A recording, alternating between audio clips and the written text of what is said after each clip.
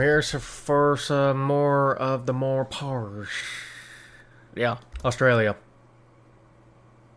You can tell I put a lot of effort into this intro, huh? And I've also drinking all of my Coke soda, so I don't even have that now. There's about as much effort put into this intro as there is as much Coke in this cup. Yeah, the soda. Have to clarify then. Alright, we're just gonna get into this. MoreParz will be linked in the description below, so go check them out. And don't forget to like, comment, subscribe, and all that good stuff. Helps me out, and I very much so appreciate it. And without further ado, let's jump in the video and have some fun now, shall we? Not only are we gonna have some fun watching this, we're also gonna get more reasons to fear outside and Australia. Yeah. The world's most useless fish. Oh boy. This is the world's most useless fish. You stupid. Yeah, mate, Yes, that aquatic pancake is a mola. Mola? Found wasting its life in oceans around. What did I just say? Mola. Found wasting its. Just, yeah. Yeah. Watch out to find out that the Pokemon, whatever the... I can't even remember how to pronounce the name. This thing right here. Holy HP stat, I didn't even realize that. This thing's a physical attacker! Anyways, watch us find out that thing was based off of this. its life in oceans around the world, and a contender for the most dog shit fish build in the 7 seas. You see, these things. Wait, what? What's that? You see, these things are huge, measuring at 4 Jesus. meters from fin to fin, and absolutely atomizing the scales at 2,300 kilos, putting it firmly in the same weight class as a fucking F-150. There is, however, a problem with that size. That is all it's good at. No. It spent every available stat point on being a giant floating satellite dish at the cost of spending its life as a useless f***ing punching bag. Yeah, and it's not even the biggest thing in the ocean either. There's more... There's bigger fish in the ocean too. Am I about to get hiccups in the middle of this? I really hope not. To start with, the thing can't even swim properly. Their fins, specifically their tail, is tiny That's a tail? compared to the rest of their body, which makes them I'm sorry, that's a tail? That's a tail. Hold on, go back. properly. Their fins That's a tail? This is a tail. This thing, you know, really looking at this thing looks like it had its lower half cut off. specifically their tail, is tiny compared to the rest of their body, which makes them so at maneuvering. The only thing they can eat is jellyfish and plankton, because those don't dodge. Speaking of food, you may have noticed that in all of these photos, its mouth is open. That's because it doesn't close. God has cursed the thing to permanently pog. But evolution is not done the sunfish yet. Because funnily enough, being the size of the average American meal while having the defensive capabilities of a Tickle Me Elmo makes these things perfect targets for predators. Most of the time, animals just take bites out of them, realize they taste like shit, and then swim off, leaving a hole in their head, which somehow doesn't kill them. Do you have any ibuprofen? I got a headache. That disgusting flavor is probably due to the 50 fucking parasite species living on its body. The flavor doesn't matter to sea lions, who will rip their fucking fins off and play frisbee with them. Yeah, that's seals for you. If you thought it couldn't get any worse, they will often swim to the surface to warm themselves up and let birds eat the parasites off of them. Okay. Where they are promptly hit by a boat. Their only Footage! saving grace is that they don't process pain because their brain is the size of a testicle.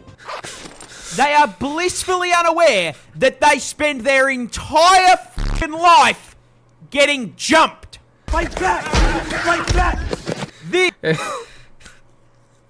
Really is pretty damn useless, huh? It's just there to take up space and just about nothing else. And be food, I guess. Or at least for the birds eating the parasites off of it. I'm not sure how... Well, I guess the seals will have fun, I guess. Because they're just tossing the chunks around, I guess. Its brain is so tiny it can't even process the pain. It probably can't process anything. It probably just sees that it's floating around and nothing else.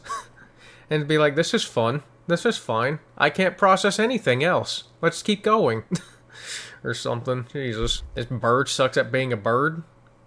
Based on the quality of the video, I wouldn't even assume that was a bird. That looks a bit more like a capybara slash beaver mix. Something. Is that like Tally? I don't know why. Probably not. I don't know. This bird is attempting to reproduce with that man's head. Okay, it's not Vitaly. I'm just being stupid. But why?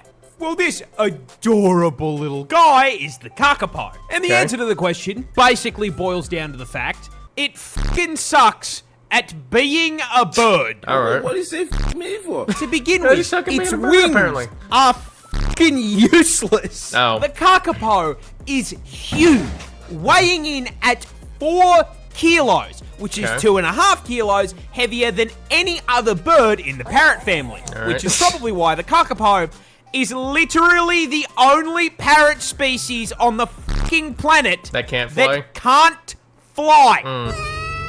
He is so rotund that he just hops along the ground. They also suck. He's just a little hoppy boy at reproducing. Based on what I saw at the beginning, yes.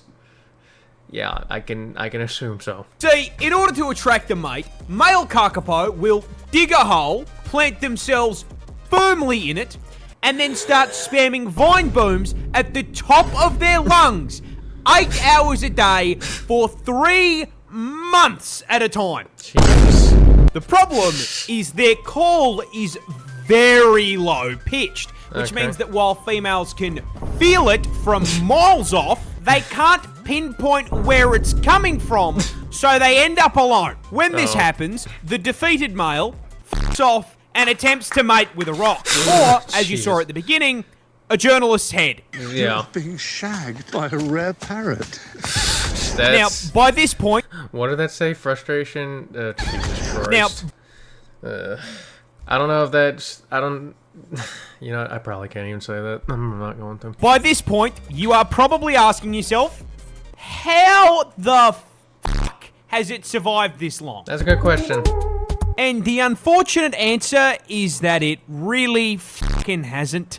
See, the reason this feathered squeaky toy has evolved the survival instincts of a crusty sock is because it is only found in New Zealand, a place that naturally has no predators. None of what I just said is a problem when you're basically playing on peaceful. I guess so, Tragically, that little Union Jack in the corner of the New Zealand flag means it was colonised by the fucking British. Of course. So suddenly, there are cats, dogs, and early on, people trying to turn the poor thing into a KFC bucket, and its only defensive mechanism is standing still. That's it? It's just staying still? Like, does it just think everything is a T-Rex and then you stand still and it just doesn't see you? Is that what it's saying? Which is not even true, by the way. They can very much see you. You can stand still. They know you're there. They see you. Population dropped as low as 49 birds. And they are still critically endangered to this day. Certified British Empire moment. Pretty much. Jesus. Yep. This bird. Pretty much. Australia's most infamous bird? Is that the magpie? I don't know. This tiny bird killed a man. Oh. But how? Well, you see, this is an Australian magpie. Close enough. Alright.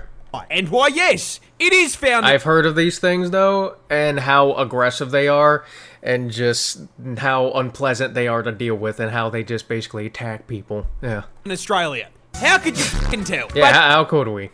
Despite sharing a postcode with all the other Dark Souls enemies down here, they're actually pretty chill little guys. Really? They got no poison, they aren't hiding a mouthful of teeth, and considering they're the length of a ruler and weigh less than a kilo, they can't pick you up and fly off with you. This- On top of that, they're actually really intelligent and often will form bonds with people who feed them. Most of this, however, immediately gets thrown out the window during the magpie's nesting season. Yep. Or, as it is better known down under, fucking swooping season.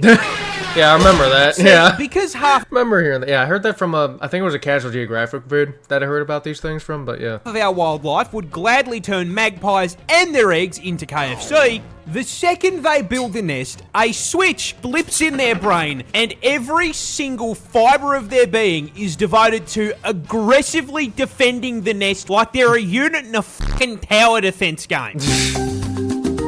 Because if you... Yeah, basically, they set around a perimeter around their nest, and anything that walks even a centimeter close to that perimeter, it just...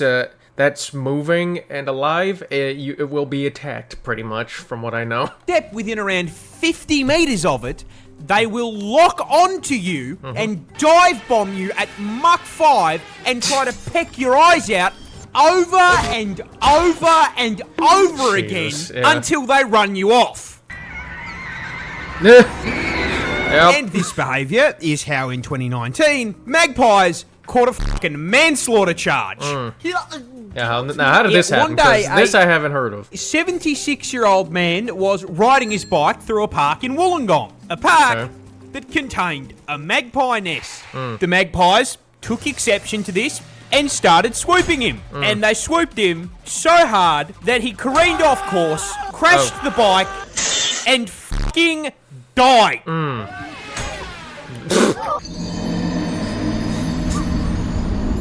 Really used the Joe Biden clip for that. Oh, arachnophobia warning. Arachnophobes, beware. This spider throws its webs. Alright, it puts up some webs and yeets it. This spider throws its webs. Hey. Yeah, that creepy thing is an ogre-faced spider. Ogre-faced and as spider. with most affronts to God, yes, you can find Australia. them Say the line, Bart. in Australia. Yep. And the reason it's got web slingers is its unique method of hunting. You see, most web-spinning spiders use those webs to fucking camp. Yeah. Spinning it between a few branches and then falling asleep waiting for a fly to clothesline itself before casually wandering over to suck its guts out like a smoothie. Yeah, and based off of where I think this is going, I'm assuming it just puts up a bunch of webs together and throws it like a cowboy with like his lasso. At least that's what I'm getting from this, but we'll see if I'm right or not. By contrast, ogre faces basically pull fucking trick shots. Because instead of shooting that sticky white stuff all over the walls, they shoot it on their hands. See, you may have noticed that this thing is built like an 8-legged Slender Man, and that is by design, because they start a hunt by spinning a web between their forelegs. Then, they will lower themselves from a nearby branch and just kinda hang upside down in the air, doing their best stick cosplay. Then, when something makes the unfortunate mistake of getting too close, it will lunge downwards, spread its legs, wrap the bug up in a net, and then fucking yank it away into the air like it's hitting fucking Spider-Man pull-offs in Rivals. Crack the whip. Close enough. Close enough. It basically does a stealth takedown from Spider-Man, the PlayStation game, Insomniac. Yeah. At least that's what I'm getting from this. Because this is an Australian animal, that insect burrito would not be complete without a healthy injection of venom. Of and course. then they fucking eat it. Yep. Think about how fucking scary that is from a human perspective. Walking down the street at night, some cunt hits you with a rope and you're just fucking gone. Yeah. Yeah, like that. Well, on the bright side, humans are tremendously bigger species than these things, so we don't have to worry about these things dropping down and nabbing us like it's the goddamn like CIA or something. Okay, sharks are tweaking. Oh boy. Why? I think I saw this one on with red eyes on the thumbnails of other people's videos. Old sharks are taking drugs. Hey, recently, scientists in the Caribbean made quite possibly the most fucking fucking terrifying discovery Oh, boy. since the advent of the job application. You see, they were conducting a study on ocean pollution, and part of that study involved blood testing 28 sharks in the region. Okay. And when Shark RBT pulled 2 of Jaws' cousins over for a random test, they tested positive for cocaine. Oh no. First we had cocaine bear, now we got cocaine shark. Or sharks, I guess. They also tested positive for caffeine and painkillers, which begs the question, How? fuck did a great white shark get great white blow? Well, no. Yeah, that's a good way to form it. But yeah, how did this happen? I want to know this question, the answer to this question. Someone tell me how. They aren't doing a Narcos season in Bikini Bottom. No, sharks having the bloodstream of an esche in a nightclub is our fucking fault. Oh, what do we do? What do we do again? You see, tourists and rich cunts absolutely love to swing their yachts into the Caribbean, throw parties, get shit-faced, and presumably fall into the water. Yeah. And I don't know if you know this, but rich people do illegal shit, which is how some Wall Street banker decides he wants to partake in some nose beers, and in his excitement, knocks the rest of the devil's dandruff into the ocean. Jaws swims along, thinks it's food, and takes a bite. And thus, hey presto, Coke sharks. Yeah. First time trying a cigarette, let's chase the buzz. I'm fucking tweaking! Wild I just want to know what the behavior these sharks exhibited after taking some, okay? That's just what I want to know. Can start calling them Great Walter White Shark. Certified Australian weather. Alright, I don't know what I'm about to see here, but I want all the Australians that watch me to start complaining about it, alright? I just want to hear that. I don't know what I'm about to hear, but I already know I'm about to hear some bullshit. Probably. No, this is not a video of hell. This is completely unedited, no filters footage from Western Australia. Damn, no wonder the demons from Doom didn't go over there. It already looks like... That's the real reason why they didn't go there. Cause like, they came from hell, they looked there, and like, this place literally is hell. There's no point in going there. It already looks... It is hell, has venomous monsters there that are like hell, that are probably from hell and everything. That's hell. No point in going there. That place has already been conquered. Let's get the rest of the planet. Jesus Christ. And you may be wondering, how the fuck yeah, like how does it look like a Terraria blood moon? Yeah, like Well, how did this happen? Like how? The answer to that question is sand. I don't like sand. Sand? Here's a fun fact for you. Australia... Oh boy, I don't know what's gonna happen, but where this is gonna go, but I'm going to assume that Darth Vader is a very well favored figure there. Yeah. is the world's largest exporter of iron ore. And 96% of that shit is pulled out of the ground in Western Australia. And the reason we excavate whole chunks there is because the place is sitting on 55 billion, with a B, tons of ore. The whole state is basically just a desert biome covered in iron farms. And that iron isn't just found at Y11. No, there is actual fucking rust in the dirt and sand, which tints the whole fucking desert red. And that red sand is why WA looks like fucking Caled. Jesus. See, as if the animals trying to kill us wasn't enough. God has done a little trolling and spawned a tropical cyclone on WA's coastline. Oh. And the wind from that bad boy kicks all that red sand into the air, blocks out the sun, and turns whatever light creeps through blood f***ing red.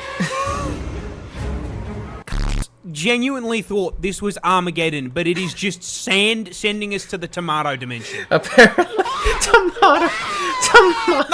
Tomato dimension. Bro, that's probably got to be a crazy experience, though. Like, Jesus. Like, just look how red it is. Like, holy hell. The fact that this is like, if we ever get like an Armageddon and like it looks like this in the rest of the world, pray to God that this doesn't happen in West Australia, or was it East? I already forgot. Pretty sure it was West, but this happens, and at the same time, West Australia is like figured to have this, and it's like, because it's happened early, but meanwhile they don't realize that the apocalypse has happened whenever, I don't know, like some form of interdimensional atrocities just spawn all over the earth and just start killing everyone. Yeah, or however the hell the apocalypse or Armageddon happens, I don't know. There's multiple ways, and there's multiple forms of media depicting how it would go. Especially with manga, which make it very interesting, yeah. Man was too. Meet the Australian Easter Bunny? Oh boy. Australia doesn't have the Easter Bunny. We have this thing. Who's that Pokemon? You see, after the first Easter Bunny was clapped by a snake 5 minutes into his down under egg run, that's the cutest fucking thing I've ever seen in my entire life. And his replacement took one look at Australia, said, and I quote, "Fuck that," which is why we have fair enough. The Easter Bilby. Easter Bilby? The Easter Bilby. I'm sorry, that's just funny. Yes, this cute little kangaroo rat is a real animal. Right. And he is way better suited to the job than that f***ass rabbit. First off, Bilbies. Love the fact that that's its name, Bilby. That's a fun name to say. Are marsupials, which Right. means they've got a pouch for carrying around their kids like a kangaroo. Yeah. But the mobile daycare also gives them extra inventory slots for Easter eggs. Compared to the rabbit, who I can only assume is hiding the eggs up his fucking ass. They can also deliver you chocolate across the Australian desert without dying in the heat. Jesus. Because those big-ass Dumbo ears basically work as a car radiator, dissipating their body heat in order to cool them off in God's air fryer. I'm burning! But most importantly, the Easter Bilby is doing his part to save his species. Here's a fun fact for you. In Australia, rabbits are cunts. You can't just jump out here. And that, yeah, the stomp. They are an invasive species, Oh. and they fuck up the environment. Bruh, how many invasive species y'all got in your damn country? Like, holy hell. Like, what is going... Is Australia going to be a thing in, like 20, 30 years anymore? Is it just going to get conquered by invasive species at this point? Is that why Doom didn't send anything over there? There was nothing there? Like, did some demons go over there and be like, where the fuck is everyone? No one's here. Is that what happened? Is that what happened? Because I'm starting to think that's what really happened. It's not because there was, like, no tunnels there or whatever, or however they got there originally. It's because it's, like, stupid shit like this. They just go there and no one's there. Or it already looks like hell. Good lord. I really feel it for the Australians, man. Like, I'm not even sure. Like, your continent's getting taken over by invasive species. Like, you have the frogs, you have the rabbits. What else do we have? I don't know. Like, what, an actual tyrannid next?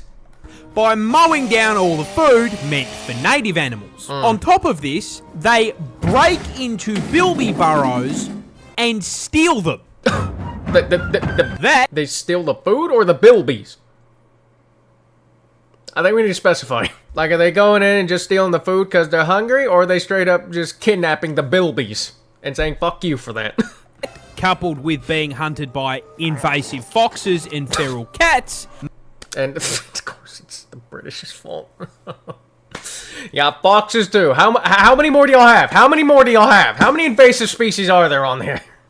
How many do y'all have? Mean the greater bilby is critically endangered. The real reason the Easter bilby exists is to raise awareness for this, with a chunk of the cash made from selling bilby chocolates being donated to save the species. Unlike that bunny who charges me $15 fucking dollars for a rabbit and tells me to fuck myself. Oh my god. Jesus. I'm never gonna financially recover from this. So, I hope them chocolate bilbies actually taste good, because I'm gonna be honest, them chocolate Easter bunnies could not care less. Could not care less about the taste. Don't really taste that great. Don't really care much for it, yeah. Except for this one Reese one I got. It was basically like a one with Reese peanut butter in it. I'm not gonna lie, that one actually was neat. The only one I enjoyed. I'm about to sneeze. That off camera. You're welcome. In conclusion, f that greedy colonizing rabbit, the bilby clears. Fair enough. Australia. And it's adorable too, so that just works. That's not a snake, it's a bug? Oh boy. This isn't a snake, it's a bug. Yeah, this is the very creatively named snake-headed caterpillar. Okay. Found wriggling around in South America. It definitely does look like a snake. And the reason they're dressed up like the average Australian... Let's see. Like... Yeah, that is definitely something, huh? Yeah, this looks like some, like, low-level creature you'd find in, like, MMO or something. I'm not gonna lie. Yeah. The average Australian resident is to scare people. See, caterpillars exist for exactly... It probably works very well, okay? People who are deathly... It probably work on me, too. I'm deathly afraid of snakes, so it'd probably work on me if I didn't know about it. Well, it'd probably work even when I know about it, because I'm like... One reason, to spin up a cocoon and Pokemon evolve into a moth or butterfly. Okay.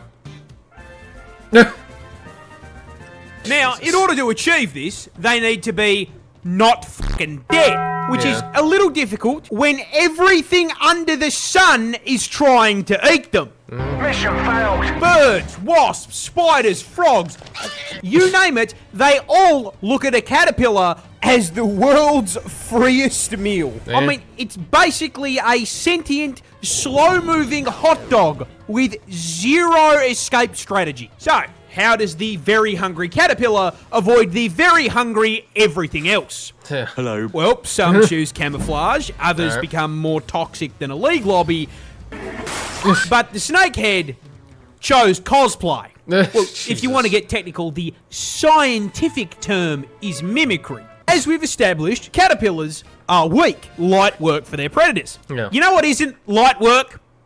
A fucking snake. Yeah. Which is why when threatened, these little guys will force air and blood into their head, causing it to inflate. They then shake that shit in the air, perfectly mimicking a venomous snake. Whatever was about to eat them sees their free meal turn into fucking rattlesnake Jake, becomes shit scared, and runs the fuck away. Yeah. Why are you running? Why are you running? You know, now that I'm thinking about it, its entire defense is just becoming a scary, wacky, waving tube man. That's definitely one way to put it. The world's fastest chicken? Oh boy. This is the world's fastest chicken. Yeah, this is the Tasmanian native hen. Except no one fucking calls it that shit. We call it the Turbo Chook. That works. This bad better name. Better name. Turbo Chook. Better name. boy is from the land down under. Of course More it is. specifically, it's only found in my home state of Tasmania. And as you may have guessed by that nickname, Lightning McChicken here is built for exactly one purpose. Running. Speed. I am Speed. Yes, you are. But before I address it violating speed limit, I've got to address the fact that it's a fucking fraud. See, despite that name, it is not remotely related to a chicken. Oh. Well, It's actually from a family of waterfowl called rails. It's around 50 centimeters long, tips the scales at 1.5 kilos, and importantly, cannot fly for shit. Well, yeah, I figured that part, but I mean, they're all birds, so there you go. We In can fact, just do that. it is completely flightless. And that is a little bit of an issue because this is Australia, where at any given point, this mobile KFC bucket is a rock's throw from a fucking snake. Jesus Christ!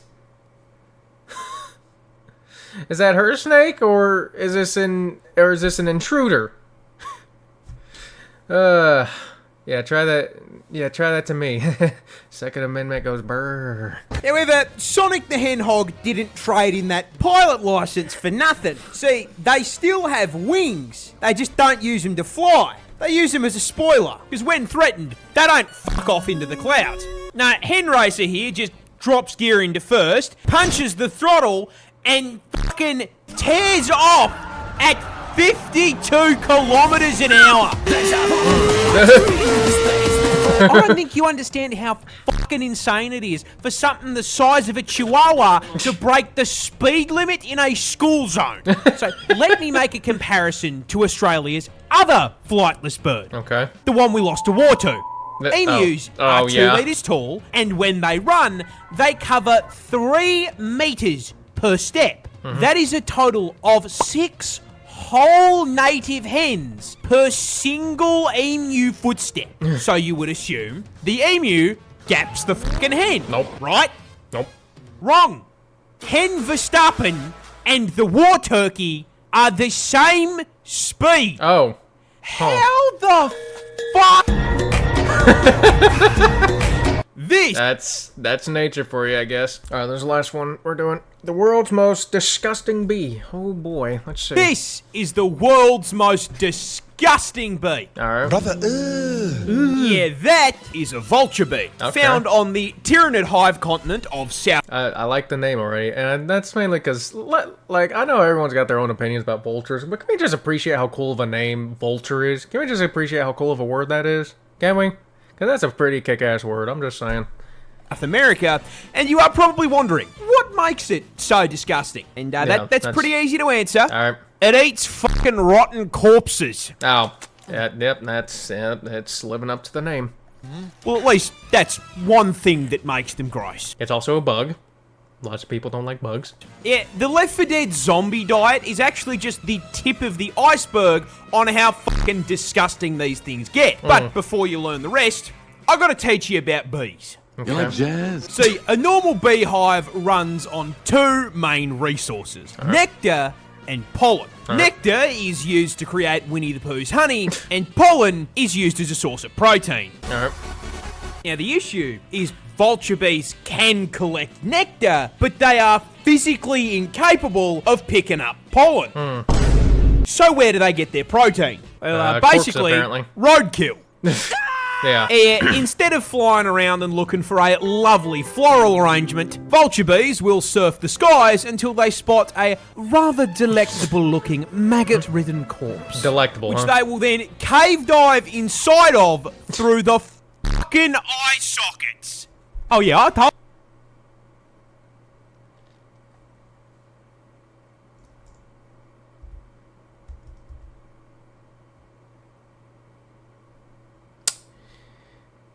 Thank God it's a corpse.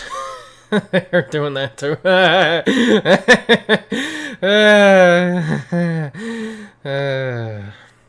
Told you they got grosser, and this isn't even the worst bit. Oh, Because once great. they're inside, they treat your fucking corpse like the deli at the supermarket, rooting around for the cuts of meat that they're after. But for the same reason they can't carry pollen, they can't just take the fucking meat out in a shopping trolley.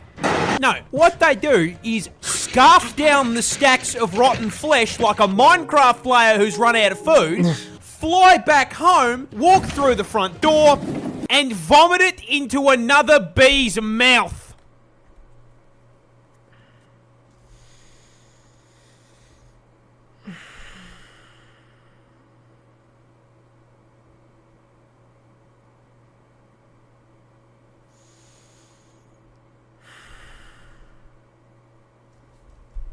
Okay, well, not straight into its mouth. They're not savages. It goes into a bowl first. And then another bee eats it. And mixes it with spit and nectar to turn it into a meat sludge that gets eaten by the other bees. Yeah, I hope you weren't planning on eating anything anytime soon. Who wants chowder? This! Good thing I already had breakfast. Alright, well that was quite the gross note to leave this on now. Jesus, this thing's still in my background. Go away. I want Metal Sonic now. Thank you.